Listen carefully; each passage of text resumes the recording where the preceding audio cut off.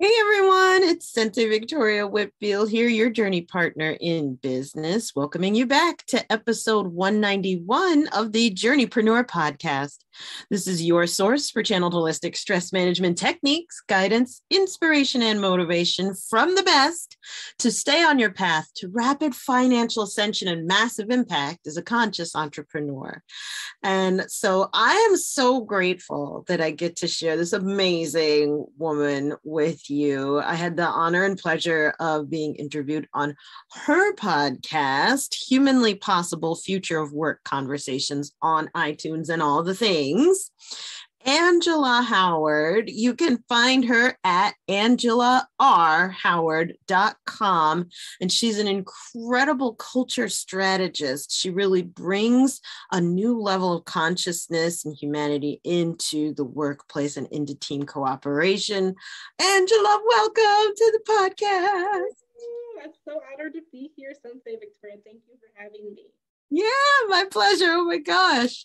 So this may be the very first time that someone is getting to see you, hear you, learn about you. And we know we're both awesome. Like we have such strong resonance already, but we want to bring everyone up to speed on your awesomeness. And with that being said, if you could, in your own words, if you could say what it is that you do, but especially what are the 3 things that you're known for? Could you tell us?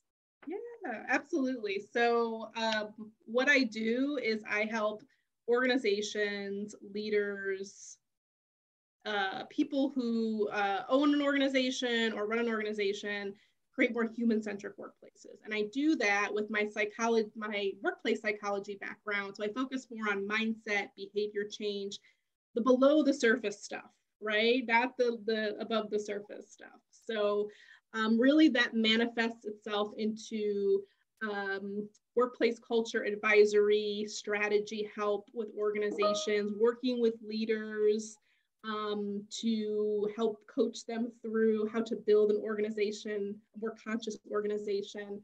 And then also just working on mindset shifts, matching your words with your actions. I love that. And I love how you put that too, that mindset shifts are matching your words with your actions. And I feel that. I feel real super resonant with that because there are also toxic words that can steal energy from our actions. So raising that awareness, I think, is really powerful work that you do. Yay. Yes. Yeah. So that makes me curious though. So how did you get into this? Is this like what you studied in college, or what happened that inspired you to really commit to doing this in your work? Like, was there a particular event that gave you the epiphany of, aha, I can do this has got to be done? I'm curious for that story. Yeah, I'll try to make this short. I will make this short, but it's a few events separately at different stages in my life. Growing up, I grew up in a very maybe non-traditional households where my mother was the breadwinner, my father was a stay-at-home dad, and I would just witness her come home defeated over and over and over again. And I saw the impact that had on my family. And I'm assuming your listeners can kind of resonate with this because, we talk about our jobs, how much we hate our jobs suck, but that sucks life out of communities, out of families, out of societies. And so that is what led me to this concept that workplaces have such a massive responsibility to humanity, to society, to communities, to create environments where people are safe, psychologically safe, and come home happier and healthier. And if companies can do that, I think we can make a huge impact on the world. So that's my meta philosophy around this. My academic background is industrial organizational psychology. So I studied the systems that could make that happen. And that's really, between those two things, that's really what's driven my work. I love that. I love that. So this, like, what I love about your story, Angela, is that it's rooted in your mother and observing her coming home. Like, to receive that point of view of the child receiving a defeated parent every freaking day because of a job, right? And to, like, for me, that raises consciousness of, like, what's the impact of our decision to work in a place that is out of alignment, for one as an employee, but also that raises awareness around creating places that suck the life out of families as an employer, right? As the business owner, because more of our listeners, so they can understand on both sides, being entrepreneurs, usually we, like, fled the corporate, the golden handcuffs there because of that exact reason. But then also with great freedom comes great responsibility to then, okay, we're going to create these businesses and scale up and create teams. And how are we creating environments that are non-toxic, that are instead healing, edifying, conscious, well-run, so that our people aren't perpetuating that cycle of hurt that got us here in the first place? Am I hearing you correctly or no? 100%. You are right in line. And I think traditional workplaces were built around control, and they were built for certain people, white males in particular. And really the shift that I think we are making, I'm optimistic that we are making, but I'm trying to accelerate it with my work, is one that is based on just the very natural human need for purpose. If you can create purpose in your workplace where people come and they can do their best work without barriers and politics and exclusivity, you are not only going to have more productive, happier people, but your business is going to thrive. And so I do believe there is a business case to this. This is not just about doing the right thing. This is just how humans work. We love purpose. Work is purpose for us, and part of purpose for us in many cases. So how do you elevate that workplace spirituality element of, let's create an environment where this is a destination for people, not a place where we're controlling, monitoring human beings, which is not natural to us. Yeah. And as you say that, it gets me thinking about how many people, once they retire, they die because they lose that purpose, that opportunity to contribute, right? And to receive all of that stimulation, even if the workplace wasn't necessarily in alignment, but at least it is giving them a purpose, having the ability to contribute. So elevating the vibration of that is really powerful. Yes. And I think that also workplaces, I think we need to move from this idea of loyalty to, again, we are a destination to fulfill parts of your purpose, but you might do that in other ways. You might, on the weekends, you may have your own side gig or your side hustle, or you contribute to the community. You're going to use your time in different ways. And oh, by the way, our workplace, our company is just one small way you can do that. And we're grateful for your time. We hold that time sacred while you're here. And that's a very different approach to the traditional workplace, which is, you're lucky to be here. We're paying you. We're offering you a job. We are moving more towards an employee-centric direction, which makes me optimistic and excited. Yeah. Yay, that's so true. Oh my gosh. And like, to feel that shift is such an energy boost, because I know as a business owner yourself, we would love to think that we could just hang our shingle and it like rain clients, but or maybe not. We're like, okay, one at a time, let's not rain down. How about y'all queue up forever for perpetuity? Take a number. Yeah, pick a number and we'll get to you next. That's great. And so just to have that guaranteed. This is like another aspect to being the business owner and bringing the transformation is that there's a bit of a journey. And sometimes like, woo, we can be flying high, and other times we can be like kind of crashing low. And that's actually why I created this podcast, Angela. Like, we're at episode 191, and I wanted to share stories from sisters and brothers in business who know what it's like. And if you or if anyone on this podcast has like a word of inspiration, right, or motivation, or just a word for our sisters and brothers in trans fam who are also in business, so that they don't give up. I wanted to create a space for us to share it. So with that in mind, like, have you ever had the experience of where you could have thrown in the towel on continuing to serve people in your business? So, you know what, maybe let me just close my doors, or, you know what, maybe I'm not cut out for this, or, ooh, this is like, did you ever have the opportunity to throw in the towel, but for some reason you're on the other side of that and still in business? Like, if so, like, what did you tell yourself? What did you do? Like, on behalf of our listeners, I want to ask that question.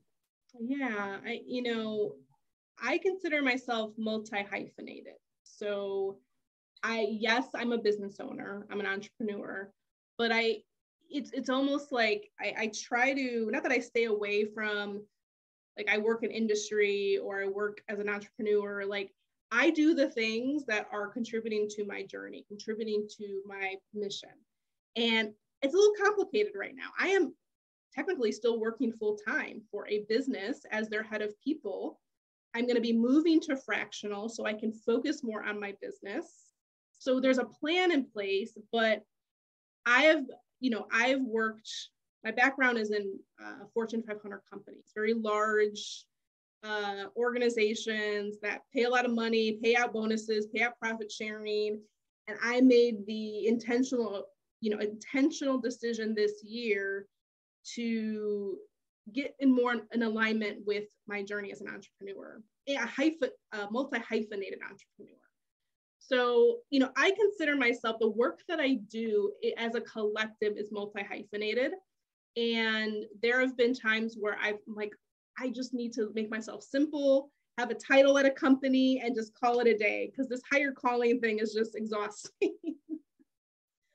So, especially this year with COVID, with all the injustice, which we know has been happening for a long time, and we've just had a lot of media coverage around it. It's just triggering all of the events that have happened. It's a balance of protecting yourself and your aura, your energy, but also doing the good work and knowing where you can have an impact. So there have been times where, yes, I'm just like, I need to step in a place of ignorance almost, because it's too much to be, it's too much to know too much sometimes. But I always go back to the mission. I always go back to, what am I trying to accomplish in this world? What's my legacy? And I can't erase that. It's in me. It's not going anywhere. I love that. I feel that so strongly. Oh my gosh. Like, there's you're on the right path where you can't outrun the vision. The call is something that's coming from within. It's not really from without. So even if you take some time off, right, or if you need to, retool, right, or shift gears, downshift, etc., the vision, right, the calling on your life, the purpose that drives you is not something that is determined by number of dollars, number of clients, slickness of marketing, or number of awards, or anything like that. Instead, it's a magnetism that will pull you regardless. I feel that.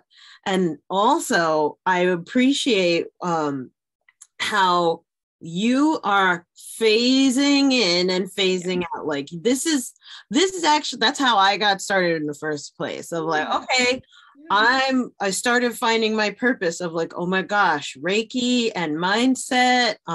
That for me, like, wow, I started really phasing into my purpose. And I was working in nonprofit on my last job, and it was there came a certain point where I'm like, you know what, I do feel like I'm ready to like go all in. I wasn't yet, but that it's okay. What I'm hearing is the reminder that it's okay to get paid to build your business by working somewhere else. Yes. Yeah. 100%. And I don't think people, we hear so many stories about entrepreneurs. We hear about the hustle. We hear about the scrappiness. These things are so important, but it doesn't have to be debilitating to yourself, to your family, to your lifestyle. You get creative. If you are valued at a company, ask them, tell them what your dream is, tell them what your aspirations are. I went in, thankfully I went in with this company eyes wide open. I said, look, I'm not going to be here for 20 years. I'm not going to retire here. This is my long-term dream. And they're like, let us help you. I mean, the energy is there. Not everyone is going to do that, but what's the harm in trying? What's the harm of speaking your truth? The more you speak your truth, the closer you're going to get to that outcome that you're looking for. Oh, right now, somewhere a mic has dropped. Yes. Yeah. Just say it. Just speak your truth, because there are people, I know sometimes life seems hard, but there are people who are rooting for you. Mm-hmm. Yeah. Yeah. I mean, that, according to some creation myths, that's the way that the world was created. God spoke, and that form became substance. So like this, it's a beautiful thing to have that reminder of ask so that it can be given. It's not give, and it is given. It's not hope, and it is given. It's not work, and it is given. Who would have thought? It's not study, and it is given. It's ask. And how beautiful that you're living in that. And I'm just so happy to get to root into it doesn't have to be complicated. It doesn't. Yeah. It really doesn't. And usually your instincts are right. I mean, usually, especially now, I mean, take advantage of this wave of employers waking up, awakening to the fact that people are what run their business. Not numbers, machines maybe in some cases, but it is people who run your business. Without people, there are about, I've got this sheet next to me, there are about 4 million people who have left the labor force. They've started their own businesses. Baby boomers are retiring, and there are just not enough people for jobs. So employers are waking up to the fact that labor is not labor, they're people, they're humans. And they also have had an awakening of what their non-negotiables are, what a social contract looks like with their employer. So take advantage of this opportunity. People are going to say yes more often, especially if you're looking into entrepreneurship. Mm-hmm. Yeah. And so be like allowing it to be the shift rather than expecting the former paradigm. We're no longer in the old paradigm. Things have changed. I think they're calling this like the Great Resignation or something like that. There's so many fewer people. So it's okay to play like the mentality is more open to co-create a solution that is mutually beneficial, and that is in alignment for all parties involved. What a blessing to get to be part of that. Yay! Oh, absolutely. It is shifting. It is absolutely shifting. And there's one of the reasons why people have left the workforce is because of entrepreneurship. They are saying, you know what, I've got a talent. They're looking at other people who are making 2-3 times more than what they're making in their current job and saying, I want to build something. It would be pretty cool. Let's try it. So companies, I think, have to more and more become open to this idea of entrepreneurship being a part of their the way they employ people, whether it's like a gig economy type thing where people are coming in for a few hours, but they also have their own thing. Like, we've got to rethink the workforce when it comes to folks moving to entrepreneurship and employers accepting that. Mm-hmm. Yay, and so it is. Woo! Yay.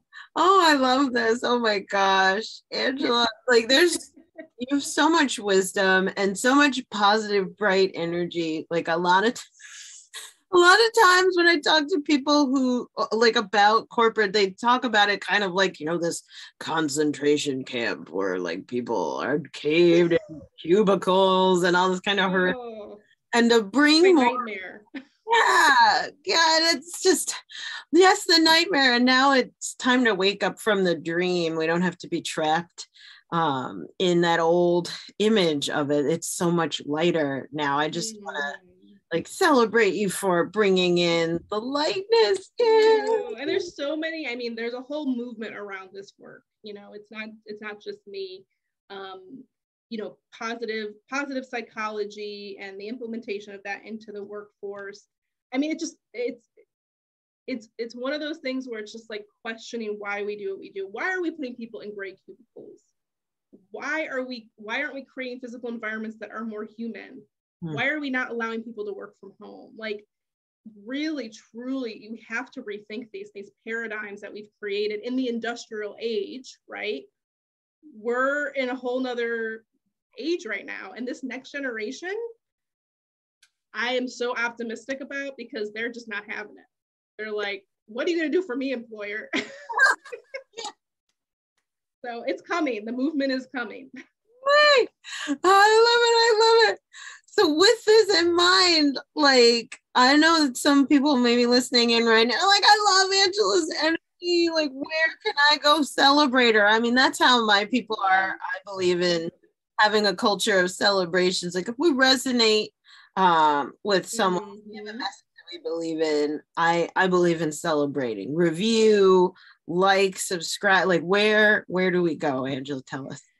Yes. So you mentioned AngelaRHoward.com. That is the best way. First of all, I would say sign up for my newsletter. I curate a newsletter every month. I spend a lot of time on it, and it includes tools and tips, everything about human-centric workplaces. So subscribe to that. And then if you want to hear more about this philosophy, about this movement, my podcast, Humanly Possible Future of Work Conversations, is a great place to go. Yay! I love it. And again, everyone, the name of that podcast is Humanly Possible Future of Work Conversations. Type the whole enchilada in, and you will see Angela there. Oh my gosh. Thank you so much. Thank you. It's always a pleasure, Sensei Victoria, to be with you, and you bring such great energy to this work. So thank you. Thank you, Queen. The feeling's mutual. Yeah. Yeah.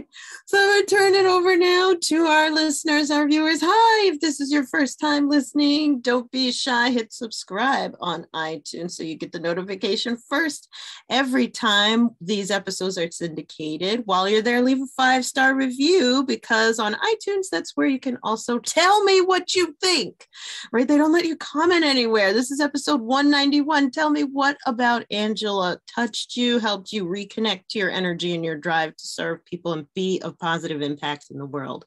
So with that, I'm going to tie our podcast episode up the same way I do every time, with the same phrase. Please remember to enjoy the journey. You do not have to lose your glow as you grow in life and business. And we'll see you in the next podcast episode. Bye, everyone.